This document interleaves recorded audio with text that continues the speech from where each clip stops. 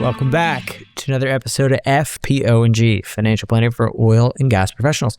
This week on the podcast, we're going to do a lightning podcast, Justin. We're going to talk about the silver tsunami, great wealth transfer, kind of what that means. We're going to talk about San Francisco's real estate market and the real estate market more generally.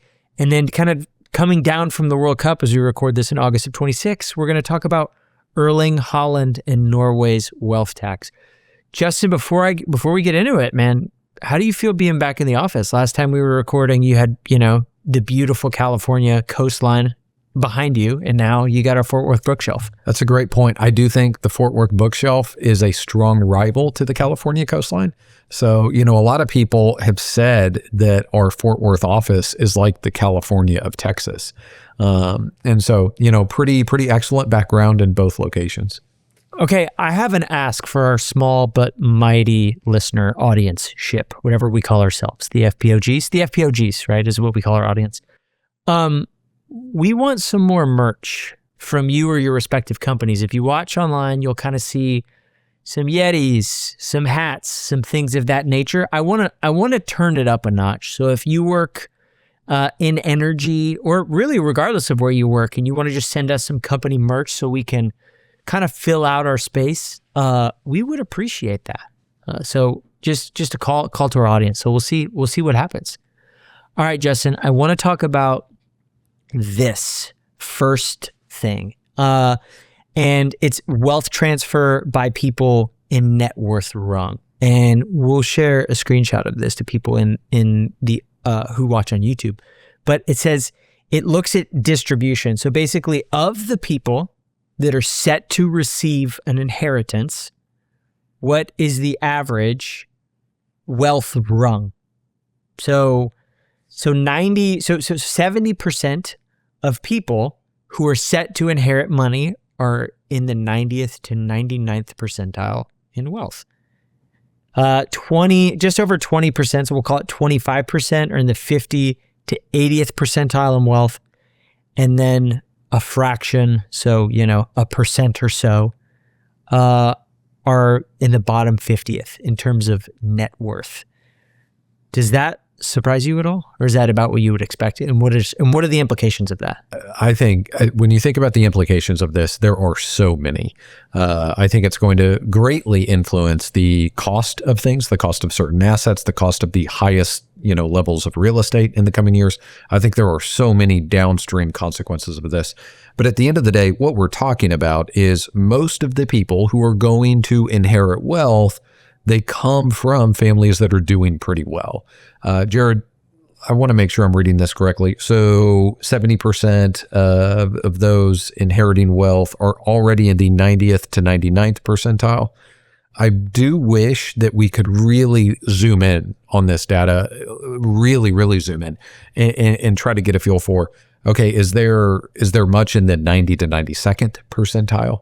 Is the vast majority of it in the 98th, 99th percentile? I would love to see a very clear breakdown, partly because I think it would just be fascinating, and partly because, as we know, there is a really tremendous difference between 93rd percentile of wealth and 99th percentile. Multiples. Yeah, I think that's such a good point. It's evenly distributed.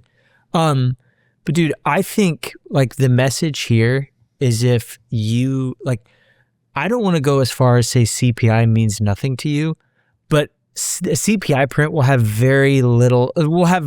less of an impact than you think on your everyday spend, because the things you are spending money on aren't within CPI, right? Like the Birkin bag, the trip to Destin or Alice Beach, the expensive country club you want to join, the safari in Africa, right?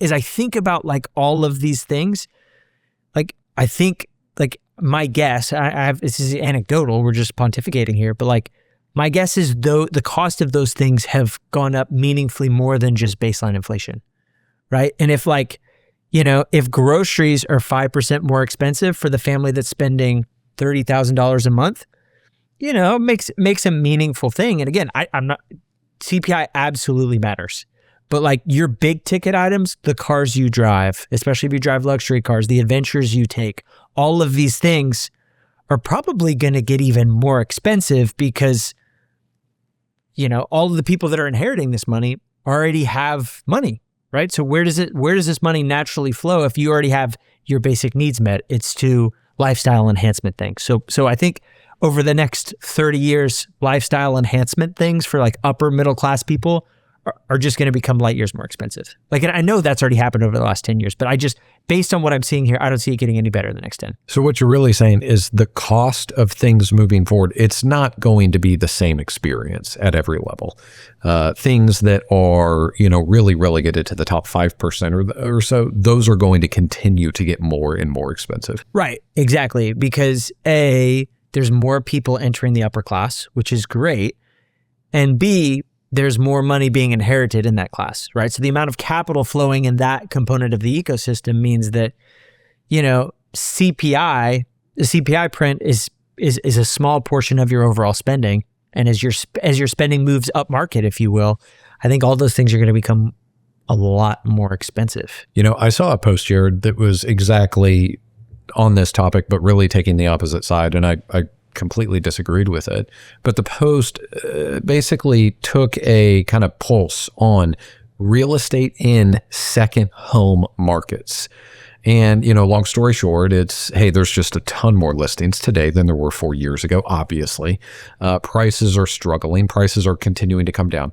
And the whole point of the post was that and they said this explicitly, millennials are beginning to inherit these properties, and millennials cannot afford these vacation home properties. Therefore, there are going to continue to be significantly more listings. More listings will mean that they will have to keep pulling the price down, and ultimately the cost of real estate is going to struggle in these second home markets. I looked at that and I completely disagree if we kind of give it the caveat that you're talking about with this point.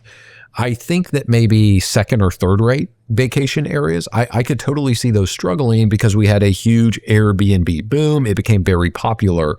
It was very in vogue to create kind of your own little investment fund, buy an Airbnb house, rent it out, and turn it into your vacation kind of rental investment property. And that is becoming tough for a number of reasons. So yes, we're seeing some of those struggle. But what it misses is that the top, I don't know if I could put a number on it. I'm going to try to. The top 40 markets or so in America when it comes to second properties, I don't think those are in trouble at all.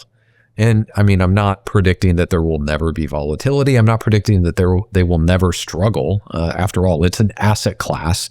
It will experience volatility for 12 different reasons over the coming 30 years.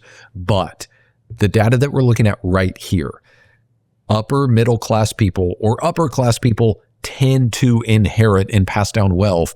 And that's going to make the top 30 or 40 markets retain their value. Because that segment has never been more liquid. They've never been more financially strong. And that segment is pretty well protected from that dynamic. And reinforcements are on the way, right? Like the average, we talked about that in the book study we did a while back. The average age of inheritance was mid-50s, died with 0. So like they get an injection of liquidity and buying power right at their peak earning years, right? Yeah. So this is all going into discretionary money. Dude, I think like kind of related to the point you're talking about, really, that's a story of like overbuilding post-COVID Airbnb, right? Like I think of a town like Joshua Tree, right? I took Els camping there this summer, and like I grew up going camping there. Joshua Tree, the city, beautiful national park, very neat and cool. The city is just light years different, right? Like loads of little kitschy shops, little tourist traps, Airbnbs, and like those are just falling like a rock, right? And again, is it, we're entering a bear market in housing? No, it's Joshua Tree in and of itself isn't in the top 20 coolest cities in California if you're going to have a second home, right? And like it should have never got as big as it was, and maybe it was just somebody kind of riding the COVID boom and the Airbnb moment, right? So like that says more about Joshua Tree than like a macro housing reality. And I think a potential Airbnb bust that could hurt Joshua Tree, it's not going to hurt Santa Barbara. Yeah. Jared, can I ask you, Joshua Tree, how hot was it? Oh, it was very hot. Yeah, it was like, but I mean, I guess for our Texas audience, it was 90s during the day, but not a lot of shade. And it's a drier heat, right? At elevation, and of course, California is drier than, Texas. But then, at night it would get into the high 60s, low 70s. So it got chilly. Yeah, it got chilly at night, but during the day it was very hot. So 2 days ago, we just finished a 24-hour road trip. So we spent a month or so working remote in California, but the kids started school yesterday, right? So we came in hot. We got we got home at like 10:30 at night, Saturday night, and the kids had to go to school for their first day on Monday. But I call that out because, when we left kind of the Carmel area, it was like 64 degrees. And then we're like 5 hours later, we're passing through the Mojave Desert or the Mojave National Preserve, and it was 104 at like 5 p.m. I will say, I think our listeners will be very impressed by this. Over 2 days, we completed a 24-hour road trip. On day 2 of that road trip, we had an 8-hour stretch without a stop.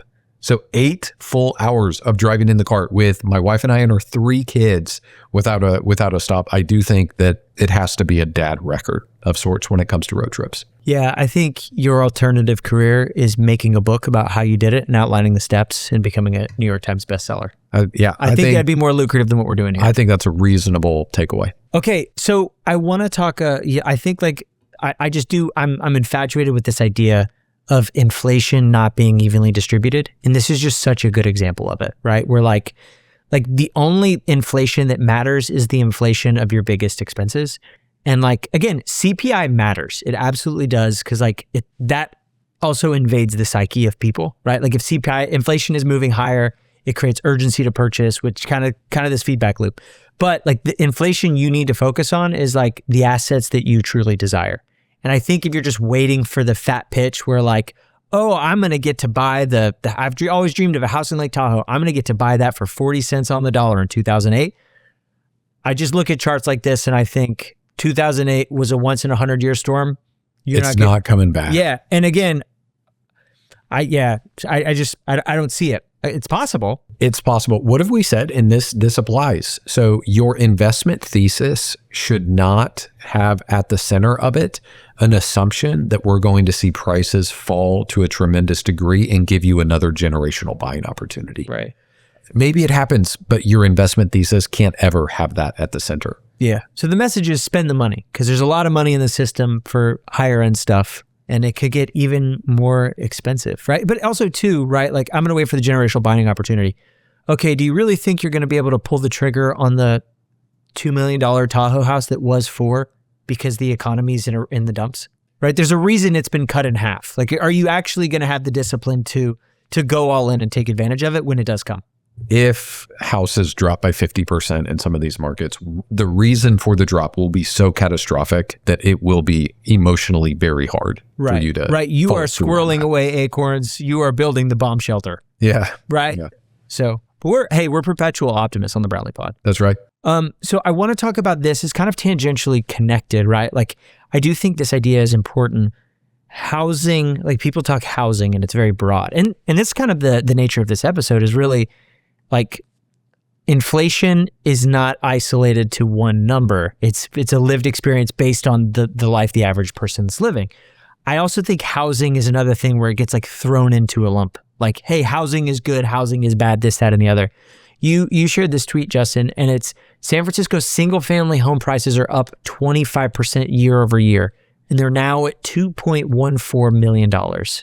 And that's as of July of 2026. And going back to 2017, it was 1.4 million. Man, I have so many thoughts on this, but I'm curious why you threw this. What was the main reason you threw this in the docket? I think this is incredibly fascinating because what's happening in San Francisco over the last, 12, 24 months is effectively another kind of renaissance in Silicon Valley. And it is the AI boom, but here's why I want to talk about it in particular. Jared, I would kind of boil down the greatest aspect of America over the post-industrial revolution, maybe post-World War II. I think the greatest kind of common theme in America's incredible rise over the last 60, 70 years is that you don't have to be an a top executive to have an incredible life. And what I'm getting at is if you take the top 1,000, 2,000 companies in America, certainly whoever started them, whoever owns them has really done exceptionally well. And that's wonderful. But under that, if you kind of peel back the onion a little bit, what's really incredible is that if you just worked at ExxonMobil for 40 years, if you just worked, I grew up in a suburb of Kansas City, Garmin, the GPS company, they make watches and a lot of GPS equipment. You could work at Garmin for 30, 40 years, and you could stack away really a pretty impressive fortune. And I think that is really at the heart of the American dream. The biggest thing that AI threatens, I think the biggest risk concern with AI is that it instead gives companies the ability to do mass layoffs. You don't need human capital. You can use artificial intelligence, and we will lose this aspect of, gosh, there's millions of people that just work every day in normal companies, and over the course of 40 years, they can now amass $5 million or more. And so I think the worry is that as AI replaces workers, that will go away. It is encouraging. That's at the heart of this San Francisco real estate boom. It's that, hey, we have an unprecedented number of companies that were at zero 24 months ago that are now worth $100 million, $500 million. And yes, the founders and owners are doing exceptionally well, but an enormous amount of the wealth creation in San Francisco is just employees at these tech companies that have equity compensation. And they have now been kind of overnight, they've turned into, well, now I'm worth $10 million. And so that is the story. That is what's happening in San Francisco. And it's led to kind of a mini real estate boom. And I think it's kind of indicative of what we hope will happen in this new economy, that we will continue to have companies that provide incredible wealth for everyone that works there. Yeah. I do love that. And I think like the other fascinating thing is like you juxtapose this with the unaffordability of San Francisco. It's kind of crazy that this is one of the most expensive housing markets in the entire world, right? And there's a myriad of problems as reasons as to why, right? Zoning is like real infamously difficult. So like think about how strong the economic engine of this has to be to just plow through a 1.7 median home price and go all the way up to 2.1 in 1 year. It's unbelievable. Right. And it's a testament to like how strong and resilient I would say the economy is. I also think it gets to this idea of like localized markets, right? Like San Francisco's real estate market is on fire. And like we'll talk about it in the next slide, but like that's not everywhere. Right. And so like I think that's the tough thing, like as I take a step back, if you just had headlines and you didn't have any price information and you heard about AI is not an enhancement technology, but a replacement technology. If you hear about, the homelessness population in San Francisco, you think about zoning laws, then, NIMBYism, not my backyard, all of these headlines that quite frankly are a negative momentum for San Francisco. And then you had to guess what real estate prices were doing. You probably wouldn't come to this conclusion, even if you had that information. I mean, that leads me to kind of an oil and gas thought, Jared. And, I think everyone in oil and gas would rightly say that Houston is the epicenter, right? It is crazy to me. It blows my mind that, California has made a lot of not very good decisions. They've made a lot of poor policy decisions in the last 10, 20 years. Silicon Valley is still the center of everything, which is amazing that they've been able to retain that. And interestingly enough, the parallel to Houston is how much is Houston the epicenter with oil and gas. And if you're not in Houston, you're probably taking trips to Houston, multiple trips a month. And we have clients in Tulsa that are doing exactly that. And so kind of interesting to see that it continues to be the epicenter. And we might talk about this later on, but Jared, I think the only thing that could tip the scales is a potential California wealth tax that comes down to capture a wealth tax that maybe starts at $10 million, $20 million. I think that is the only existential risk that could actually be the final kind of death blow to Silicon Valley that would force it to move to whether it's Texas or somewhere else. Yeah, I think inertia is a powerful force, right? Like if you look at new company formation, it's probably, there's only so much you could do before, Texas starts to get the momentum, and Austin has, frankly. But I do think it's a testament to just how resilient the economy is, and how dense, I would say, talent is in that part of the country, right? And like, that matters. Like, that creates base rates in terms of like who wants to live there, the opportunity set that's available. I do think, like, as I'm looking, we didn't read through every year. We just talked about 7 years, 2017 to 2026. It went from 1.45 to 2.1 in 2026. 2017 to 2025, it went from 1.4 to 1.7. So about 300K increase. And then 2025 to 2026, another 300K increase, right? Like, if you think about that time period over those 7 years, I think I ran the math. It's like annualized appreciation of sub 5%, like 4.5%. Again, nothing compared to the past, the 14% the S&P's done over the last 15 years, but like pretty good performance. But it's interesting, it's lumpy, right? Like, you think, hey, I'm just going to own a house and it's going to go up 3% every year. No, it's not, right? It's, probably had a decade, 2008 to 2009, where it was our lost decade, where it probably went down a meaningful amount. And then it went up a little bit, and then had 1 year it went absolutely gangbusters. And you had, it's easy in hindsight to say, oh, here's exactly why, but you just have no idea. Right. Yeah. I think the one final thing I'll say here is, right, like, if you were talking to somebody in 2017, like, it's not like San Francisco's housing market became one of the most expensive in the past 10 years. It's been one of the most expensive for a really long period of time. A long period of time. Right? So like, if you're the person in 2017 that says, oh man, look at how expensive our housing market is. It's 1.4. That's way above the historical, the national average, and it can't keep going up. You probably have a little buyer's remorse, right? Because it's just gotten more and more expensive. And it gets back to this idea of, yeah, cost absolutely matters. But if you're trying to time the market, it might come back to bite you. Excellent point. And there's this dynamic where if you're going to own great assets, you have to, one, own a lot of them, and you have to own them for a long time. How often do we see this in the S&P 500? It's every single year that the bulk of the return is all comprised in like 10 different stocks. And so here's the thing. Looking back, you could say, well, just own the Magnificent Seven. It's not that easy. And there are always some outliers that are way out of left field that end up having unbelievable years. And the way to capture the full return is to own all of them. But then the way to capture the full return over a 10, 20, 30-year period is to own them for all 10, 20, or 30 years. Because the market does not go up at 14% per year. That's what it's done for the last 15 or so years. But no, it gets at 14% because it has years where it goes up 30%. You better own in that year where it goes up 30. And that's what happened in San Francisco here. And it's what will continue to happen among great assets really forever. Yeah. So I love the idea of the localized economy. So Justin, I want to ask you, before we look at this, I pulled this because I was curious, right? Like, I'm just interested in this idea of the housing market is composed of a bunch of different housing markets, right? There's not one housing market. What do you think? So Case-Shiller, the top performing housing market so it looks at the 20 biggest metro areas. What do you think the best performing one was? I'm glad I heard you start to answer that question, because I was about to look down at my iPad and just get the answer, but I didn't see it. So now I have to just guess. Over what time period is the question? Just the last 1 year. Just the last 1 year? Yeah. Oh gosh. Among the top 20?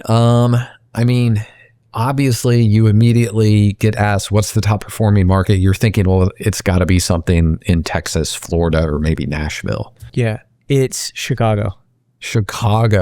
Right, it wouldn't have been in my top 5 guesses, right? It wouldn't have been in my top 50 guesses. Yeah. And I know that it was supposed to keep it to a list of 20, but I still would have guessed 50 other places before Chicago. Right. And again, also Case-Shiller, again, like, even if you decompose the Case-Shiller and you look at starter homes, multifamily, right? Like, there's so many markets within the market, but like, this is just such a good example. Chicago's up 6.92%. The worst performing market was Denver at minus 1.75%. And unbelievable. And right, like, again, there's a bunch of other cities and kind of in there, but it's just this idea that this is a case study in why private investing is so hard, because you could get the thesis right and just pick the wrong market. You know what I mean? Like if I said, hey, I'm a multifamily investor, and I just grew up in Chicago, so I was doing it in Chicago.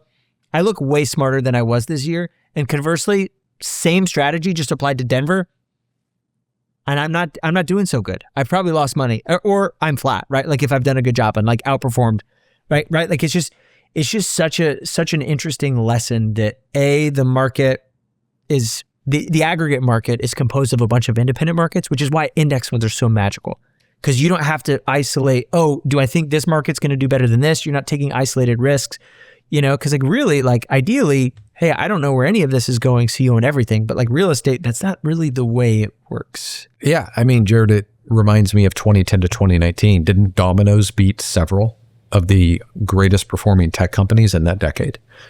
And I want to say you might subtly be a little bit of a Domino's fan. I really, I would have never, you would never think that Domino's is performing at a level of an incredibly compounding tech company. And it did, but it's a testament to, you don't know everything that's going to win and everything that's going to lose. A lot of people are talking about artificial intelligence. Not a lot of people are talking about pizza technology. Domino's stock over the last 10 years has been great. I'm pro Domino's. I'm not an evangelist about it, right? Like there's a lot of other pizza spots that are better, but like a chain that churns out pizza, I respect what they have cooking. Isn't that some of the story behind them? They, like in a literal sense, they invested a great deal into the technology of their operations. Yep.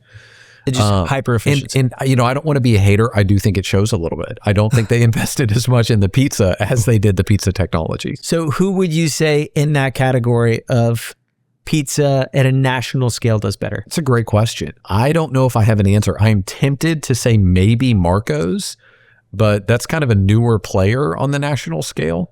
But I also feel like, I think my pizza opinions have been completely invalidated. We had a little bit of a partner retreat in California a few weeks ago, and I insisted that we order some Chicago-style pizza, and none of you guys liked it, which was, a little bit of a black mark on you guys. We voted, we let democracy run its course, and we all decided to not do deep dish. And so Justin, being the good sport that he is, wouldn't accept that, and so had DoorDash bring a deep dish pizza. And candidly, Monterey has a lot of really good things. I wouldn't say the deep dish pizza's in the top 5. And I don't know. Our listeners, if you're in Monterey, try Heirloom Pizza. I think it's wonderful. Okay, we have gotten way off topic, but I do think this is all important. The idea of index, like this is all like, why do we talk about this stuff? I think because it's interesting, but it reinforces the value of like owning a diversified set of things, right? And like, I do think a lot of times you can have a good process, you can have bad process and a good outcome, right? So like if you bought housing over the last 2010 to 2020, again, you actually probably did really well, but it might not have been because you knew a ton. You just caught a tailwind, and you weren't even really aware it was and it's only a tailwind in hindsight, right? And so like that's the case to just being diversified. And hey, one market is not the market, so hyperfixate on you and your reality. And a lot of the last 4 or 5 minutes is going to sound like a kind of a comical segment with us talking about pizza needlessly, but I do think it's critical. Our listeners need to remember the story of Domino's. Because there will be companies that will be a top 10 performer over the next 10 years that you could never see coming, that you could never predict today. That has always been the case, and it probably always will be. And so make sure that you own enough in the asset class to actually partake in some of this unexpected upside. Awesome. Well, last thing I want to talk about is just a fascinating tweet. And again, a lot of tweets today. We'll be sure to link to those in the show notes. But Erling Haaland, the football star, the Norwegian football star. Interestingly, I didn't know this. His family left Norway in the 1990s to play football. And so the family fortune was built abroad. Norway has a wealth tax, 1% on net worth above 1.9 million in their local currency, which is only $192,000. Oh my. And it rises to 1.1% above $2.2 million. I think this is fascinating because it changes. It's just interesting thinking about, right? Like, again, think about San Francisco's housing market and then California proposing the wealth tax that it did it also just introduces this important idea of like there's things that are debated, like political talking points, I would say, but then there's like political momentum. Right? I would love to look at this wealth tax over time because $192,000 a year is not wealthy. Right. It is not today, right? Like inflation adjusted.